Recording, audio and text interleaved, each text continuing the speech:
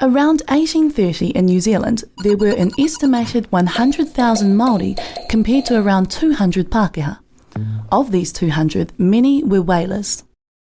The biggest port in New Zealand at that time was Kororareka, also known as Russell. The whalers were from many countries, including France, America and Australia, but the majority were from Britain. Being a whaler in 1830 wasn't for the faint-hearted. You could be at sea for months at a time, hunting huge and sometimes dangerous creatures like the sperm whale. So when you came ashore, with as many as 300 others from up to 12 different boats, there was often some serious drinking to be done. And this led to trouble. Fighting, prostitution and disease were all common. This fighting and lawlessness was of concern to local Māori and to the missionaries. Kororareka became known as the hellhole of the Pacific. However, local Māori also enjoyed the trade the whalers brought with them, and many of them prospered.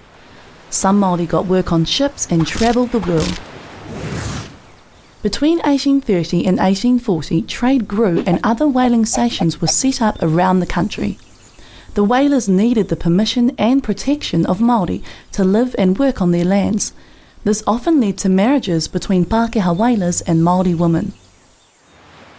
The whalers were some of the first pioneers to come to New Zealand, and the combination of their lawlessness and trade were contributing factors for local Māori in signing the treaty.